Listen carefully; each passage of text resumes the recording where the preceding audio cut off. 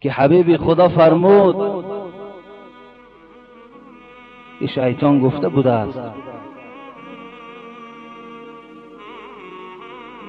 قسم به عزتت ای پروردگار. شیطان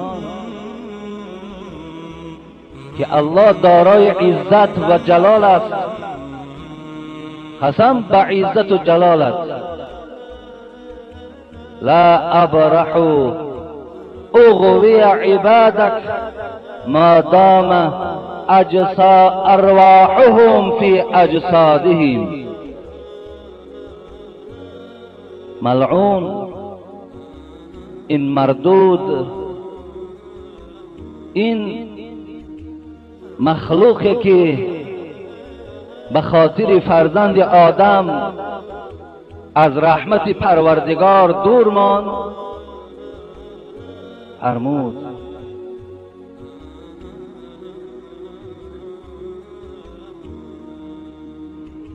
فرمود شیطان چی گفت؟ قسم به بزرگی و عظمتت ای پروردگار،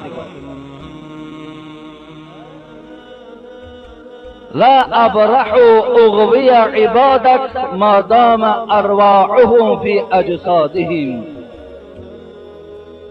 این بدبخت چی قسم سختی خورد. اینقدر دشمنی سرسخت برای بندگان خداست، اینقدر دشمن ما و شماست. گفت قسم به بزرگیت پروردگار، تا وقتی که این بندگان تو، این انسانهایی که ایمانی به تو دارند، این انسانهایی که پایبند عبادتند، این انسانهایی که پایبند ماه مبارک رمضانند، تا وقتی که جان در بدن دارند، من دست از اغوا و گمراه کردن اینها نمیکشم. تا وقتی که اینها هستند، جان در بدن دارند، منم گفت از اغوای اینها، از گمراه کردن اینها، از راه درست به راه نادرست بردن اینها دست نمیکشم.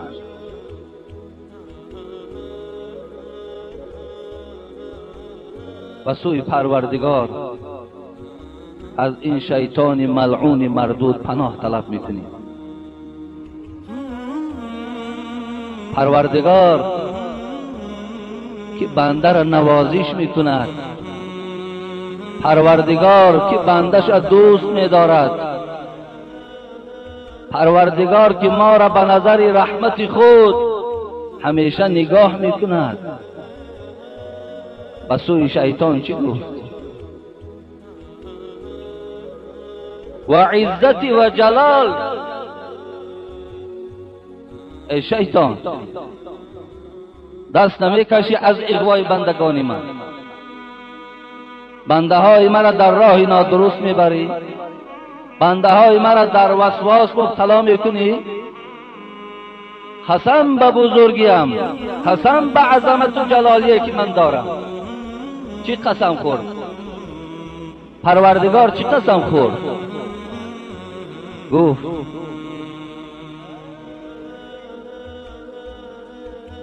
اگر بندگان من حتی به دلالت تو، حتی به پیشنهاد تو 1 سال و 10 سال و 20 سال حیات خود در راه خطا گذرانند و این بندگان اگر 1 لحظه به سوی من گردند، 1 لحظه گردند و گویم پروردگارا 20 سال در دام شیطان بودیم، 20 سال در این راهی که ما را شیطان گمراه کرد در او راه بودیم، خدایا از این لحظه ها پشیمان شدیم، الحال به سوی تو رجوع کردیم. خدا میگوید مستغفرونی، قسم به خدا، قسم به بزرگیم که میبخشونشان، قسم به بزرگیم، قسم به جلالیم که اگر 10 سال و 20 سال بندگان من در راه غلط روند، یک لحظه به سوی من گردن و توبه کنند، من گناه های بنده های خود من میبخشم. برای شیطان این یک ضربه سختی بود که وقتی که از خداوند که این سخن را شنید، شیطان ناامید شد. برادرای عزیز و گرامی، پروردگار مهربان است. پروردگار از مادرهامون هم دیده مشفق‌تر است برای ما. حضرت مولوی میگفت به کودک مادرش چون مهربان است، نگه دارنده از چندین زیان است، که دارد حفظ حالش از فلاکت، خصوصا از طعام با حلاکت. حضرت مولوی میگوید مادر در اصل برای فرزند مشفق است، مادر برای فرزند دلسوز است. مادر همه مشکلات به سر خود میبردارد، لیکن مشکلات بالای سر فرزند خود طاقت ندارد. ولی مادر مشفق است، مادر مهربان است، نگه دارنده از چندین زیان است. هر زیانی که به سر فرزند می آید مادر محافظ است. میگوید مولوی مادر محافظت میکنه که فرزند در زیان نزنه، که دارد حفظ حالش از فلاکت، خصوصا از طعام با حلاکت. حضرت میگوید هیچ وقت مادر نمیگذارد که فرزند در آتش زند، در برق زند، در یگان چاه رود، نمیگذارد. و هیچ وقت نمیگذارد که فرزند او خوراک خنک خورد تا او بیمار شود، یا خوراک گرم خورد تا وجود او درمند شود. مادر این را نمیخواهد. حضرت گفتند منم قبول دارم مادر مشفق است، مادر مهربان است. لیکن در دوام حضرت مولوی چی گفتند؟ و کودک مادرش چون مهربان است، نگه دارنده از چندین زیان است، که دارد حفظ حالش از فلاکت، خصوصا از طعامی با حلاکت. خدا مشفق ترین از مادران است. حضرت میگه خدا مشفق ترین از مادران است، نگه دارنده از چندین زیان است. کجا بود مادران در روز قسمت، که حق بنویشت از اهل محبت. حضرت میگوید آخر الله از مادر مشفق است، الله از مادر مهربان است. وقتی که روز قسمتی که پروردگار برپا کرد برای بندگان خود، مادر در کجا بود؟ همین محبت مادر به فرزند، همون محبت در دل مادر کی جای کرد؟ الله کرد. الله جای کرد که مادر فرزندش دوست می‌دارد. برادر عزیز و گرامی، حبیب خدا میگوید شما اگر خواهیم به مهربانی های پروردگارتان شناس شوید، گوش اندازید. ببینید برادر عزیز و گرامی، الله چی مهربان است برای ما. من جاء بالحسنه فله عشر امثالها او ازید، و من جاء بسیئه فجزاء سیئه سیئه مثلها او اخطر. خداوند چی میگفته است؟ میگفته است بندگان من، اگر شما انصافتان بیدار کنین، اگر شما عقلهاتان کار فرمانین، اگر شما جوانمرد شوین، یک حسنات، یک کار خیر از برای خدا کنید، الله گفت من به فرشته های خود فرمان میدهم که یک نه بلکه 10 تا 700 نیکی در نامه اعمال بنده من نویسید. ببینید یک حسنات، یک جمعه تو به 700 جمعه، یک صوم خیر تو 700 صوم. پروردگار میگه این مهربانی من است برای بندگانم. یک حسنات، یک نیکی کن، الله میگوید از 10 تا 700 میرسانم. و من جاء بسیئه، لیکن اگر بنده من تو مبادای لغزش کردی، مبادای گناه کردی، مبادای که خطا کردی، فجزاء سیئه سیئه. ببینین خداوند میگوید در عوض یک گناه من 10 گناه و 700 گناه نمی نویسیم، بلکه در عوض یک گناه می نویسیم. در عوض یک گناه، در عوض یک نیکی 10 تا 700 نیکی در نامه اعمال تو می نویسه. برادر عزیز و گرامی، شما اگر پاره سوم از قرآن خوانید، تفسیر کراما کاتبین یعلمون ما تفعلون، اگر زیر این آیت تماشا کنین، مفسرای گرام میگویند پروردگار آنچنان به بندگانش مهربان است که وقتی که اگر بنده ثواب کند، الله فرشته ها را میگوید درو نویسید تا فراموش نکنید، درو نویسید. لیکن وقتی بنده گناه میکرده است، الله به فرشته ها چی میگفته است؟ قلم هاتون بردارین، در نامه اعمال بنده من گناه را ننویسین تا 24 ساعت نگذرد.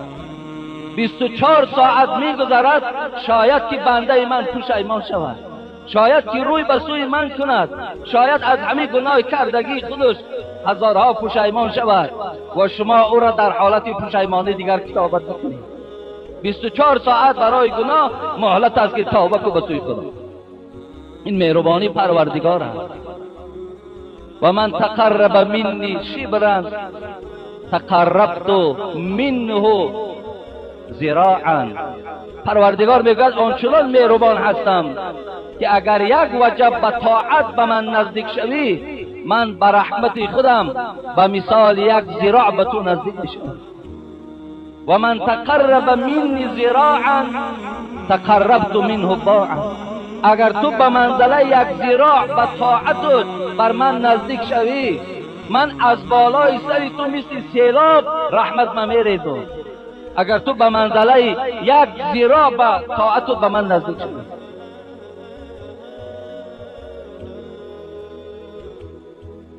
خداوند در دوام این حدیث میفرماید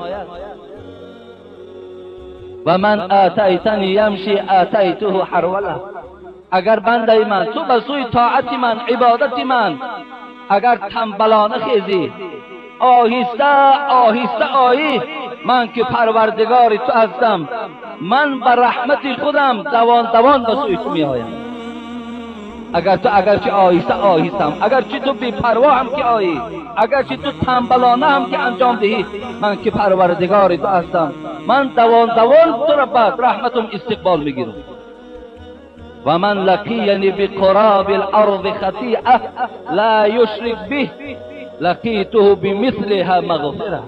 خداوند گفت اگر بنده من تو 10 سال و 20 سال خطا کردی، سهو کردی، لغزش ها کردی، آنچنان سهو و خطا کردی که بین زمین و آسمان پری خطاها شد، لیکن در بین این سهو و خطای تو شرک نبود، من که پروردگار تو هستم، در عوض همه این لغزش های تو را با پوری زمین و آسمان به مغفرتم استقبال میگیرم. این مهربانی پروردگار نسبت ما بندگانی بی پروا است، نسبت ما بندگانی در سهو و در خطا آلوده است. روز قیامت مهربانی های پروردگار خیلی بیشمار است. روز قیامت وقتی که نامه اعمال داده می شود، برادر عزیز، خداوند در قرآن و اما من اوتی کتابه بیمینه، در چند جای قرآن این آیت کریمه تکرار می شود. روز قیامت وقتی که نامه های اعمال ما را خدا می داده است، همین 50 ساله و 60 ساله زیله های شخصی که از ما و شما پر از ثواب و از گناه است، که هر یک دقیقه ما در پیشگاه خدا نویسانده می شده است، همین دیله ها مانه، همین کتاب ها مانه در دست می داده است. روز قیامت خداوند می گفته است بخوان کتاب خودت را، بخوان حیات خودت قطع شناس شو، چگونه 70 سال 80 سال حیات بردی، همش در کتاب درج است. خوان کتاب. وقتی بنده می خوانده است و خیلی خجالت می شده است، خیلی شرمگین می شده است، زیرا از ثوابش دیده گناهش زیادتر است. بعداً خیلی غمگین پروردگار می گفته است بنده من کتاب خواندی؟ بله پروردگار خواندم. به حیات شناس شدی؟ بله شناس شدم. گناهات زیادت است یا ثوابات؟ گناهات پروردگار زیاد. در عوض این نعمت های به حسابی که من دادم به تو، چشم دادم، گوش دادم، زبان گویا دادم، خانه دادم، زن دادم، همه شرایط تو را آماده کردم که تو در حساب نعمتهای من عاجزی؟ آیا برابر کردی؟ آیا کدامش بیشتر است؟ بنده میگفت از پروردگار نعمتهای تو بیشتر است، مهربانی های تو بیشتر است. آخران میگفت از پروردگار پس تو با این نامه اعمالی که خواندی لایق جنت داری یا لایق دوزخ؟ کدامش داری؟ بنده میگفت از پروردگار از روی آن چیزی که خواندم من لایق دوزخ دارم، من لایق جنت ندارم. پروردگار در محشرگاه که 99 رحمت الله در روز قیامت بیدار می شده است ندا می داده است ای جمعیت مردم، ای ملائک آگاه باشید که این گونه بندگانی که امروز خود قائل به دوزخند من اینها را مورد مغفرت خودم قرار دادم و اینها را با این نامه های اعمال کم ثوابشان وارد جنت میگردانم. این مهربانی پروردگار نسبت بندگانش است.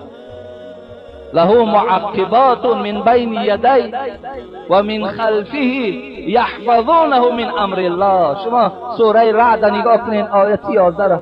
خدا میگه آنقدر به شما مهربانم که یک فرشته را در پیش شما، یک فرشته را در پشت شما گذاشتم یحفظونه تا تو را از جنها محافظت کنند. شب و روز در بالای سر تو هستند، شب و روز تو را نگاه میکنند تا جنها به شما ضرر و زیان نرسانند. برادر عزیز، چگونه که امروز پولدارها و منصبدارها و شرایطدارها برای خود تلخ‌ها دارند که هر کدامی $1000 و $500 معاش میگیرند، الله برای ما چنان تلخ‌های داده است که یک سوم برای اونها جدا نمی‌کنیم. بلکه این مهربانی پروردگار است که من شما را اکرام کردم، من شما را مورد مهربانی خودم قرار دادم. پروردگار در جواب شیطان چی گفت؟ قسم به بزرگی هم گفت، قسم به عزتم. شیطان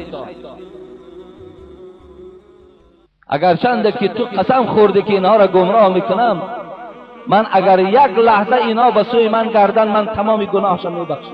یک بار گوید پروردگار را توبه کردم، خدایا مرا ببخش، من گناه 4 ساله این بنده خودم میبخشم.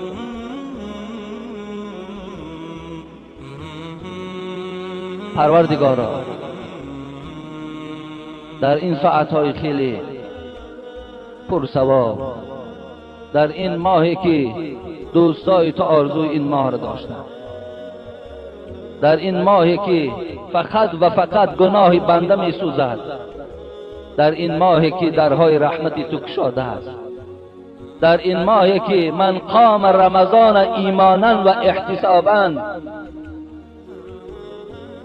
خرجت من ذنوبه کیوم ولدته امه، در این ماهی که هر کسی این ماه را احترام کرد، حرمت کرد، روزه داشت، آخر در مکافاتش همین بود است که مثل کودکی که گناه ندارد خدا مثل کودک میگرداند.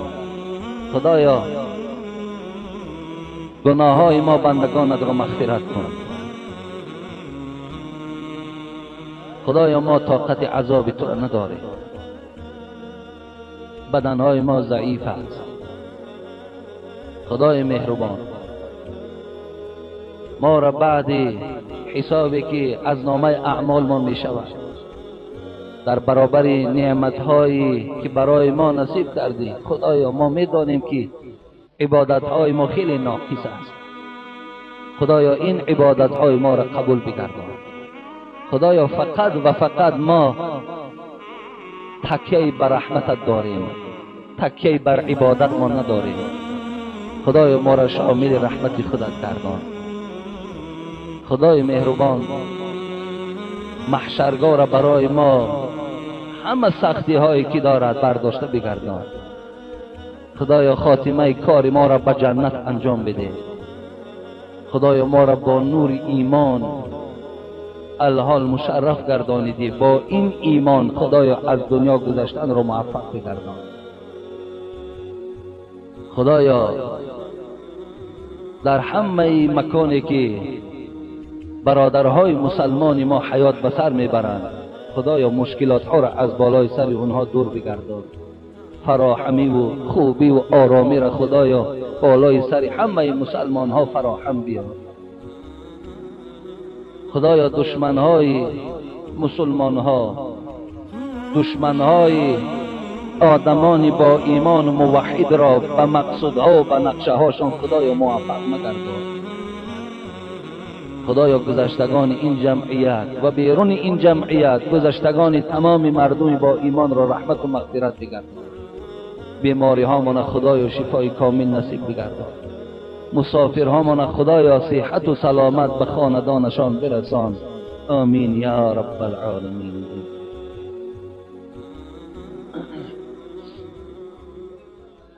اعوذ بالله من الشیطان الرجیم. بسم الله الرحمن الرحیم. إنا عرضنا الأمانة على السماوات والأرض والجبال فأبين أن يحملناها وأشفقن منها وحملها الإنسان إنه كان ظلوما جهولا. صدق الله العظیم. قومای عزیز و برادرای خیلی مهربان، ما که در ماه رمضان قرار داریم، میخواستم که یک جمعه دیگر از این ماه برای ما و شما باقی ماند و خلاص. و غیر این جمعه میخواستم این جمعه و جمعه گذشته را هم اطراف این ماه مبارک ببخشم و این آیت که تلاوت کردم، این آیت از سوره مبارکه احزاب از آخرین آیت های اوست. پروردگار فرمود ما پیشنهاد کردیم امانت را بر آسمان، بر زمین، بر کوها. خیلی با دقت باشین، یعنی این امانت چه امانت باشد. ما امانت را به این 7 آسمانی که پهنایی او حد و کنار ندارد، خلقیت او از خلقیت آدم هم بزرگتر است، ما این امانت پیشنهاد این 7 آسمان کردیم. حسن بصری در تفسیر ابن کثیر میگوید پروردگار این امانت پیشنهاد آسمان کرد و بر آسمان زبان داد و گفت آیا این امانت قبول میکنی؟ آسمان جواب داد و ما فیها، این امانت چیست و این امانت چی دارد و چی معنی دارد؟ پروردگار الله جواب داد این احسنت جوزیت و این اسأت عوقبت. این امانت این است که اگر اجرا کنی این امانت ثواب داده میشوی. اگر مبادای ای آسمان در این امانت خیانت کنی، پیشگاه پروردگار در سخت عذاب میکشی. آسمان فابین ان یحملنها و اشفقن منها، پروردگار را گفت من برداشت این امانت ندارم، من رد کردم، من قبول ندارم این امانت. و اشفقن منها، آسمان از قبول این امانت ترسید. پروردگار میگوید ترسید. حسن بصری میگوید بعد آسمان پیشنهاد در زمین شد، ای زمین امانت قبول میکنی یا نمیکنی؟ زمین سوالی که آسمان داد همون سوال داد، این امانت چی معنی دارد، چی دارد؟ الله گفت اگر اجرا کنی ثواب میگیری، اگر در این امانت نافرمانی کردی، اجرا نکردی، پیشگاه خدا در عذاب داده میشوی. زمین رد کرد، گفت پروردگارا من نبرداشتم. خداوندا گفت من رد کردم، من قبول ندارم این امانتی تو را. الله با کوها میگه پیشنهاد کرد، کوهایی که یا آسمان و یا زمینی که از آدم ده بزرگترن، از آدم ده قویترن، بر کوها پیشنهاد شد. بر کوه هم سوال داده شد. کوه در جواب گفت پروردگارا من این امانت تو را قبول نمیکنم و من در اجرا کردن این شاید عاجز آیم و طاقت عذاب تو را ندارم. کوه هم از پروردگار میترسد، آسمان هم از پروردگار میترسد، زمین هم از پروردگار میترسد. یگانه بنده هست که بسیار سرسخت است، بسیار ناسپاس است، از قهر پروردگارش نمیترسد. زیرا که حبیب خدا گفت آن چیزی را که من میدانم شما نمیدانید. اگر میدانستید شما دیگر نه از زنهای خود، نه از فرزندهای خود، نه از این حیات خود لذت بردن نمیتونستید. به خاطر که نمیدانیم و این خاطر ما نمیترسیم. برده در گور می سپارنمان، از گور تنها نمیترسیم. قیامت ترساننده در پیش ماست، فکر قیامت هم نداریم. آسمان ترسید، کوها ترسیدند، زمین لرزید و من قبول ندارم پروردگار، من طاقت این عذاب تو را ندارم. بعداً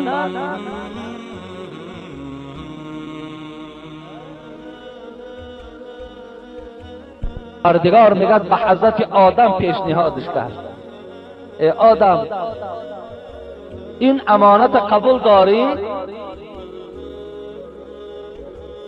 گفت پروردگار این چی امانت است؟ این چی دارد؟ گفت این است که اگر اجرا کنی ثواب داده میشوی، اگر نافرمانی کردی و اجرا نکردی عذاب داده میشوی. و حملها الانسان انه کان ظلوما جهولا. انسان گفت پروردگار قبولش کردم، خداوند قبول کرد. الله گفت انسان در جان خود ظلمکار است و انسان نادان است. لیکن مفسرای گرام میگویند حضرت آدم هم گفت پروردگارا وقتی این امانت تو را من قبول کنم، در اجرا کردن این عملها مرا کمک میکنی؟ پروردگار گفت بله کمکت میکنم. حضرت آدم گفت قبولش کردم. این امانت چی بوده است؟ مفسرای گرام میگویند الصلاة و صوم و غسل من الجنابه. این نماز است، این روزه است و این غسل از جنابت است. این سه امانت پروردگار پیشنهاد حضرت آدم کرد که در برابر این در کوها و در زمین و در آسمان کرد، همگیش رد کردن، آدم قبولشان کرد.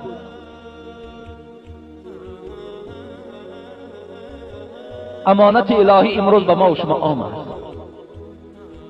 این روزه و این نماز و این غسل از جنابتی که امروزها از ما و شما به وجود می آید، اینا امانت پروردگار هم، امانت از بنده های خدا که در این خیانت نمی پرورد.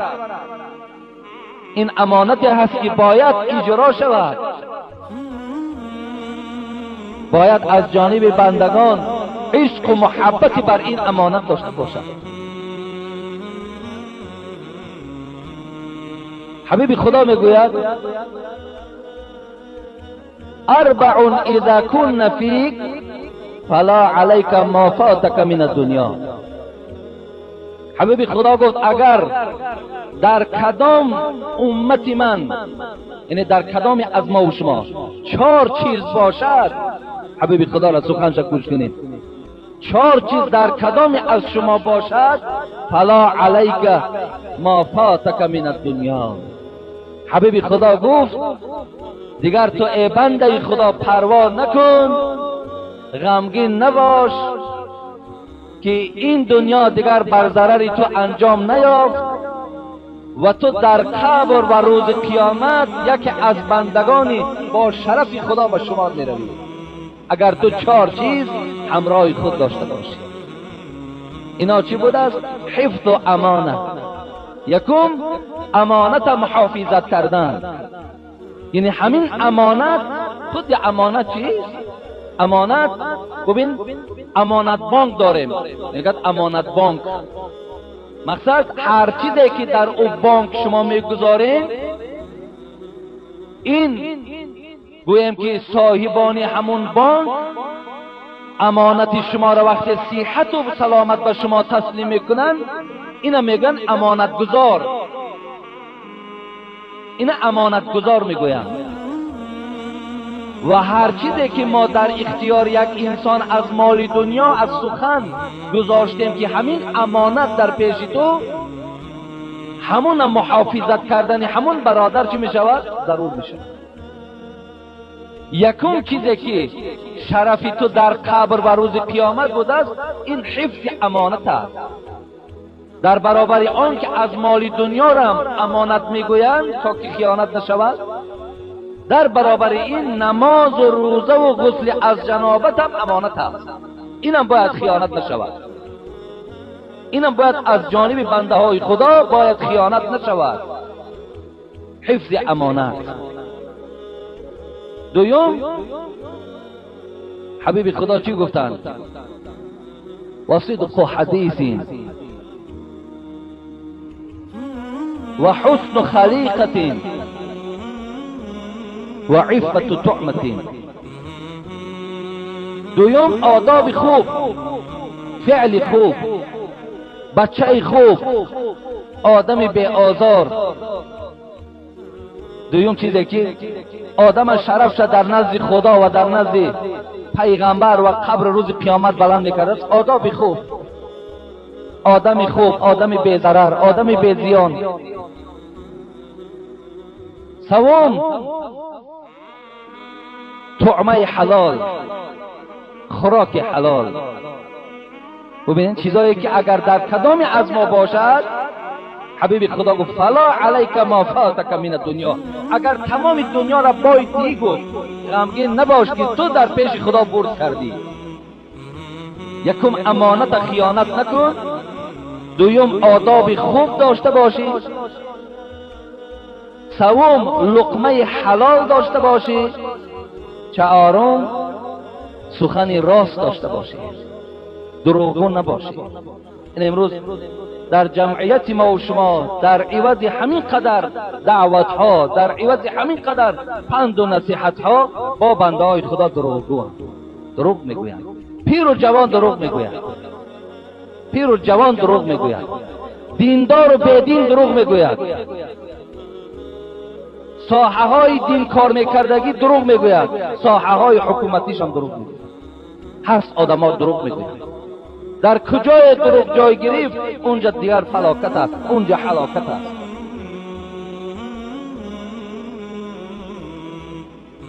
حبیب خدا گفت اگر در کجای 4 چیز در کسی شد شرف دنیا و آخرت. ما همه دیندارها، ما همه حکومت داران نمیگوییم، هست انسان هایی که راست قولند، هست انسان هایی که راست گو هستند.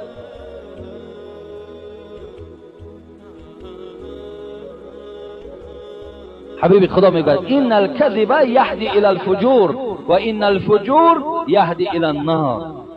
کسی که اگر دروغ میگوید دروغ او را به فجور میبرد، به فاجری میبرد، به راههای غلط و حرامی و فسادی میبرد. وقتی آدم دروغگو شود، وقتی آدم فاجر شد، ببینید وقتی فاجر شد فاجری او را به آتش دوزخ میبرد. حضرت مولوی جنون میگفت همه شرمندگی ها از دروغ است، چراغی راستان دائم فروغ است. و دنیا این قدر دارد خجالت، چی باشد خجلتی روز قیامت. دروغو را در بالای دروغش وقتی که میداری چی قدر خجالت می شود، چی قدر شرمنده می شود. ولی میگوید حضرت مولوی در دنیا این قدر خجالت دارد، چی باشد خجلتی روز قیامت. خجالت روز قیامت چگونه باشد؟ ستون از راستی آمد به مسجد، خشبها از کجی ضربی تبر دید. حضرت میگوید همین مسجدها در ستونهای راستی که میبینین، همون ستونهای مسجد میگه به چی خاطر مسجد آمد؟ به چی خاطر؟ مسجد جای مقدس، جای خوب، جایی که بهترین چیز راه میدهد. این ستونها به خاطر چی مسجد آمدن؟ به خاطر که راست بودند. ببینید برای همون دستک پرتافتن چویهای راست جدا میکنند. همینا از راستی میگویند که به مسجد آمد. خشبها از کجی ضربی تبر دید. هر چوبی که کج باشد مولوی گفت او حتمی تبر میخورد. یعنی هر انسانی که دروغگو باشد، هر انسانی که در امانت خیانت میکردگی باشد، البته او عذاب خدا را میچشد.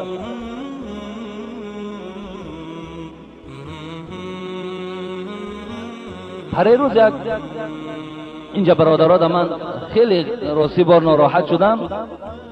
یک برادر از یک ناحیه کلان همین شهر کلاف نزد من آمد که مسجد چون جامع از جمعه خانی است. بعد پیشین خواندن گفت داملا من یک چند سوال به شما دارم. من گفتم میل است، چی سوال داری؟ من نفهمیدم این چی مقصد دارد. گفت یکم سوال همین که توسل بر مرده ها درست است؟ ما جواب نگفتیم. گفت بعد نماز 3 دعا میکنند، نسبت همین شما چی گفتنی دارین؟ جواب گفتیم. سوم گفت شما تراویح را چند رکعت میخونین؟ گفتیم 20 رکعت میخونیم. حیران شید. و 20 میخونیم؟ گفتیم 20 میخونیم. زیرا عمدة القاری شرح صحیح بخاری از با اسناد صحیح از امام بیهقی میاره که از صاحب ابن یزید صحابی روایت میکند که حضرت عمر دوره خلافتش ده صحابه ها را به 20 رکعت دلالت کرد. گفت 20 رکعت خوانید. ابن ابی شیبه هم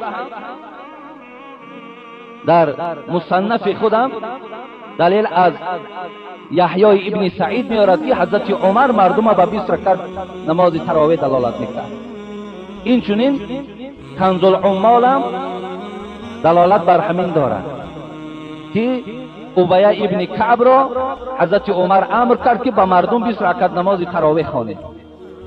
این چنین امام غزالی، این چنین عبدالقادر جیلانی، این چنین شاه ولی الله دهلوی و دیگر فقهای حنفی که صدها کتاب‌های فقهی است، همش به 20 رکعت رفتن.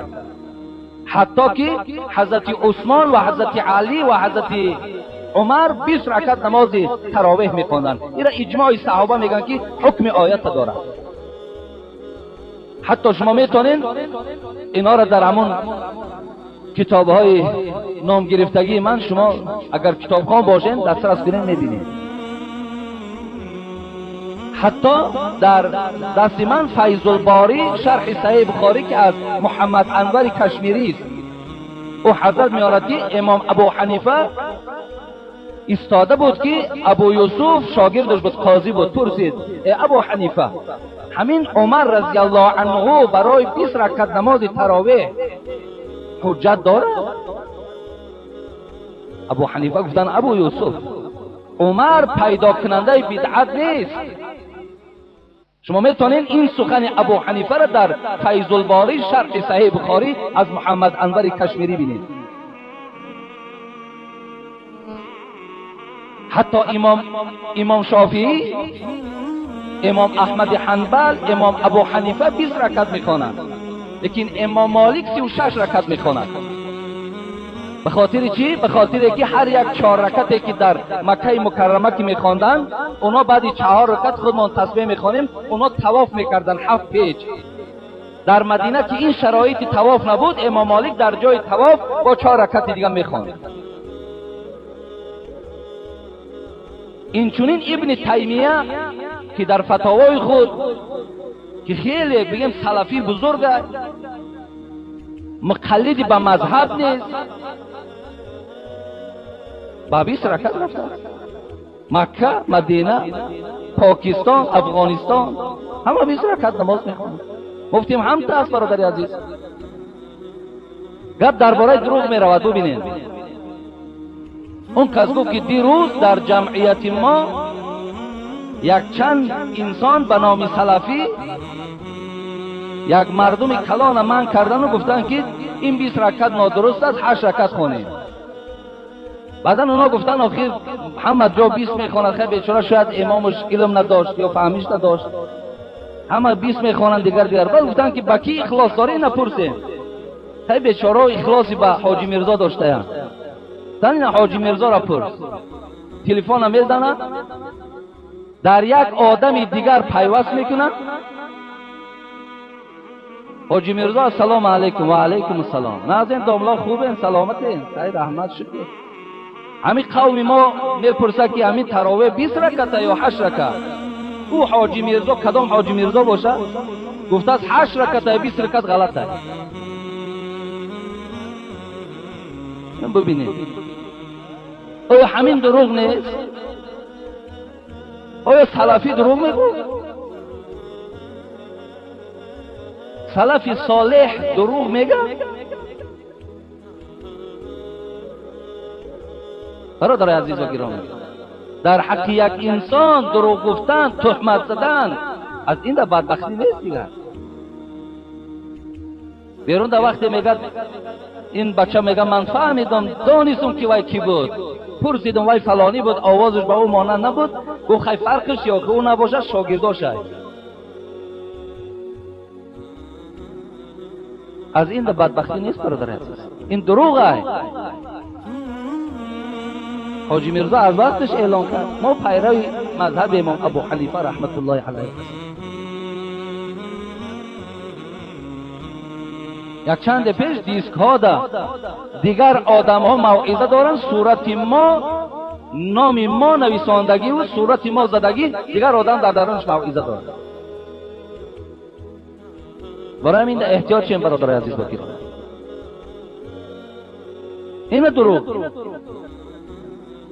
این تهمت. ما خرسند شدیم که سال 2009 سالی بزرگداشت امام ابو حنیفه رحمت الله علیه اعلان شده. ما ایده خرسند شدیم به خدا قسم. در حق حتی همین جناب عالی هم دعا کردیم که خدا خیرش دهد، خدا برکاتش دهد که یک سالی درازه که 360 چند روز است تلویزیون و رادیو و مجله همش اطراف تاریخ ابو حنیفه حکایه میکنه.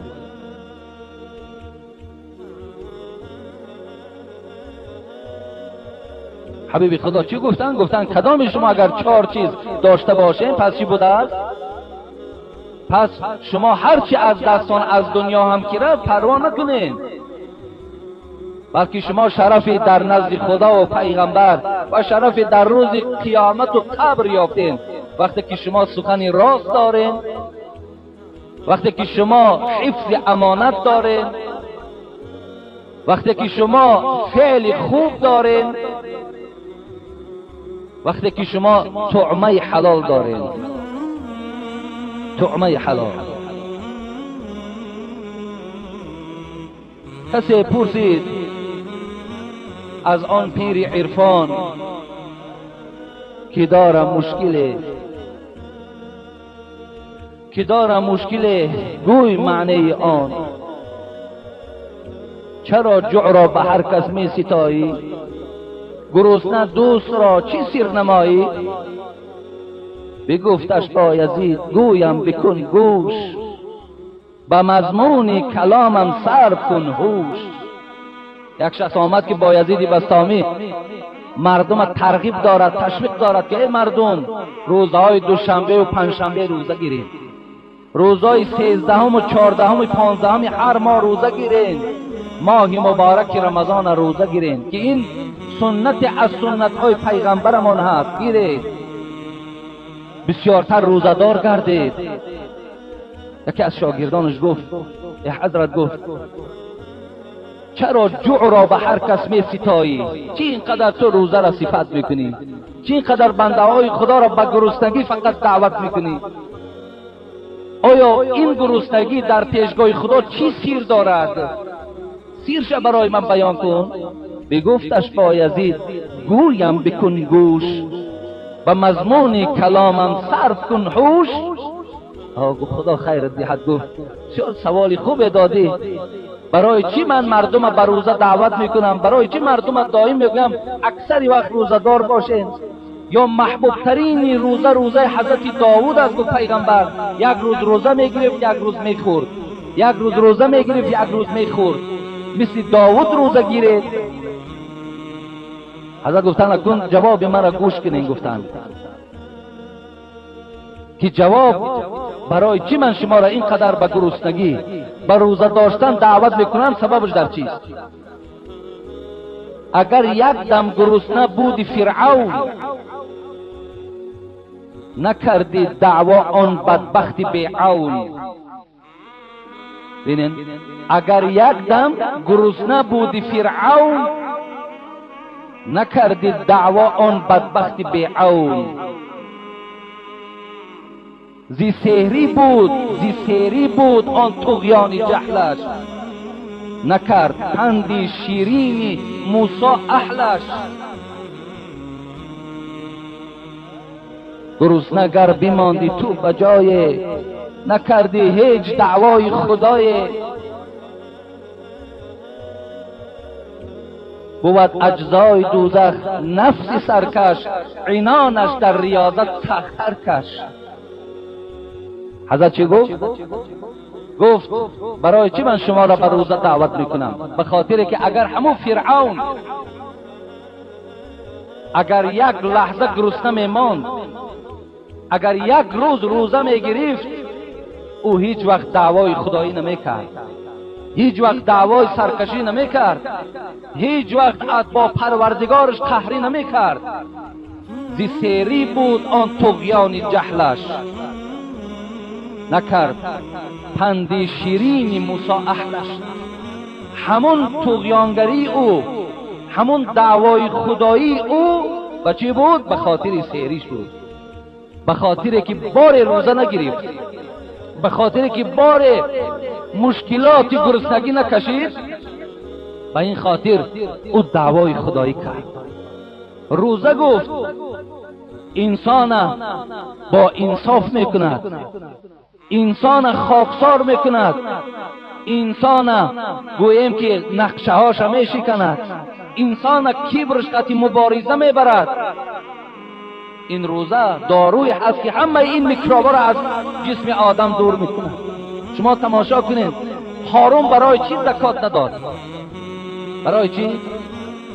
به خاطر که اونها سیر بودند،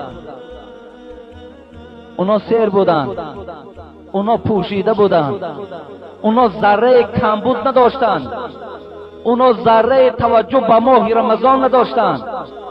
همون طغیانی و سرکشی و هم به خاطر چی بود؟ به خاطر سیریش بود. ولی در اصل برادر عزیز و گرامی، این جای حقیقت بها دادن است. ما همه انسان در نظر نداریم، از بنده های خدایی که ثروت دارن، مال دارن، در برابرش با رحم دل کمک میکنن.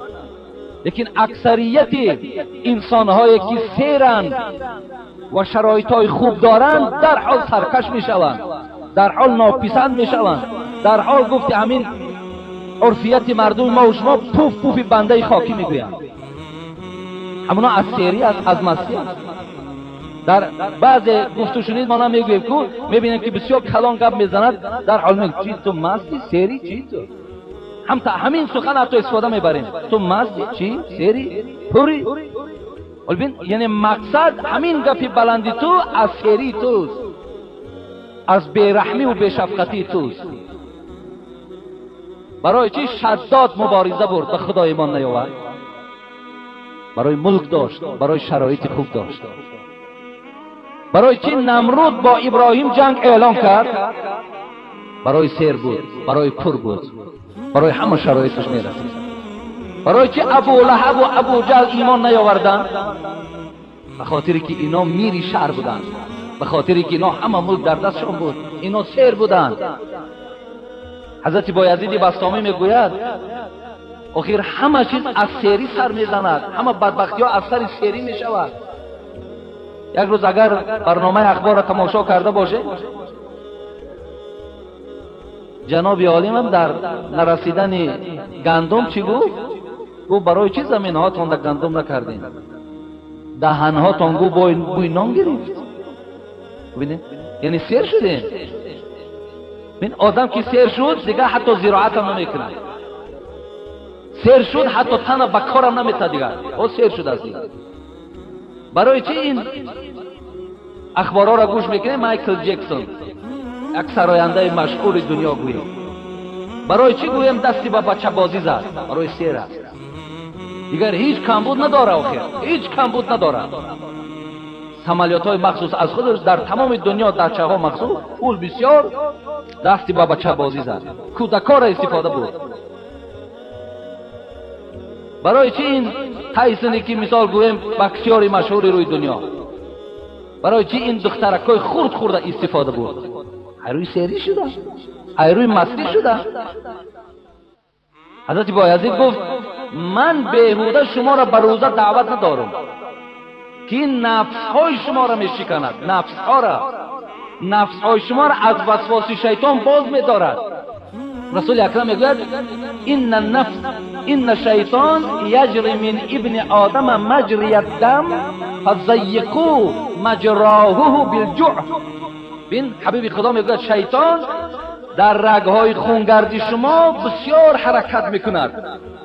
همون شیطان در رگهای خونگرد است، آدم وسواس میکند. حبیب خدا گفتن که فضیقوا مجراه، پیش راهش لمبه بزنید.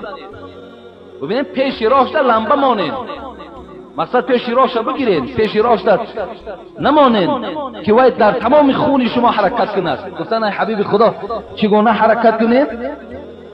چگونه پیش راهی او را لمبه زنیم؟ بالجوع. حبیب خدا گفت روزه گیرید، روزه بگیرید، گرسنه گردید، شیطان حرکتش در خون شما سست میشود، ضعیف میشود. ببینید برجوع است و گرسنگی هست. یا معشر الشباب من استطاع منکم الباءة فلیتزوج فانه اغض للبصر و احسن للفرج فان لم یستطع فعلیکم بالصوم فانه له وجاء. این روایت بخاری است. ای جوان ها زن گیرین اگر قوت دارید، زیرا اینکه زنگیری شما را از دختربازی، از زناکاری، از تماشا کردن دخترها باز می‌دارد. پیغمبر گفت بس اگر گفت قوت زنگیری ندارین روزه بگیرید. ببینید روزه بگیرید، زیرا اینکه روزه شهوت شما را میشکند. این روزه شهوت را میشکند، روزه پیش راه شیطان میگیرد، ریاضت نفس است. پس سخن بایزید معنا داشته است.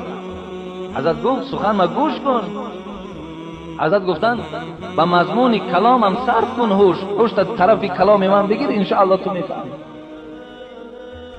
خدا خواهد انشاءالله آینده این موضوع را جمعه آینده خدا خواهد من برای شما دوام میدهم.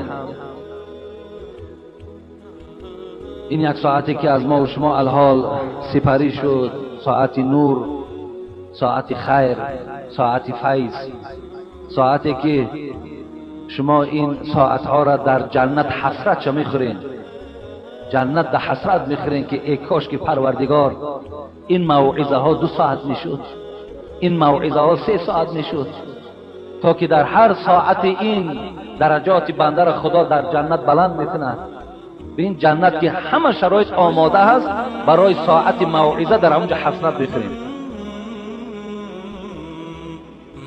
خداوند این ساعت از ما قبول بگرداند و با این ثواب و به این ساعت پرفیض و پرنور درجات این جمعیت ما را خدا در جنتش بلند گرداند. آمین یا رب العالمین. خب دعا کنید آرزو در حق پدر و مادر بیمارش، برادر عبدالواحد در حق بچه هایش از گرمانیا دعا خواستند. در حق مرحوم استاد عبدالفیض، بابای استاد عبدالفیض هم از محله خود ما فرزنداش هم خدمتگار همین مسجدند. از همین محله دعا کنید برای کمکی در ساختمان مسجد هم یک مبلغ هم اینجا جدا کردن در کسب و کارشان برکات و عمر درازشان دهد. اینجا یک ساختمانی انشاءالله مکتب می شود در پهلوی همین مسجد. ما چند جمعه شد اعلان کردیم شما کمکتان دوام دادن میگیرین که اگر سوم ما جاش گرفت کار سر میکنیم، اگر نشد راستی بار قبل از این ساختن اینجا خیلی اولی مبلغ کلان در کار، اولی سرنا کرده مبلغ در کار است. خیلی دواش خدا را شکر رفته ایستاد از حجت گزاریاش قریب که تمام شده. خدا خواهد همین فقط دستگیری شما هست. از جنازه قشلاق توتا یک مبلغ روان کردن. اینجا یک برادر دیگر هم یک مبلغ داده است. برادر محمد علی از زپرفت در حق بچه‌هاش دعا خواسته است. در حق پدر و مادر هم یک کس گفتن دعا کنید. در حق کسانی که در صندوق خیریت خیر کردن خداوند عمرهاشون را دراز کند. از خاندان پیرکوها یک مبلغ خروج داده بود در خانه‌شان افطار کردن که در همین مکتبتون صرف کنید. در حق برادر حاجی تیمور مرحوم نورعلی اینجا هم یک مبلغ دادن که در حقشان دعا کنید. اینجا بابای حسن هم خدا خیرش دهه، بابای حسن هم اینجا ده ما مبلغ را نامش نمیگیریم لیکن خیلی این پیش مونده است. $200 آورده برای همین از معاش تازه خودش. بابای حاجی حسن هم چند خدمتاش هم یک پهلوها ده، بچه هاش برادرها حاجی عزت الله و برادرمان حاجی عبدالله و دیگر فرزندایی که داره خدا عمرهای دراز و کاراشون کشایش برای نصیب کنه. بابای حاجی علمان هم برای فرزنداش که در مسافرت هم خدا خودش هم تنی صحت و آینده نیک و فرزنداش هم خدای مهربان سفرهای خیر و با برار نصیب کنه.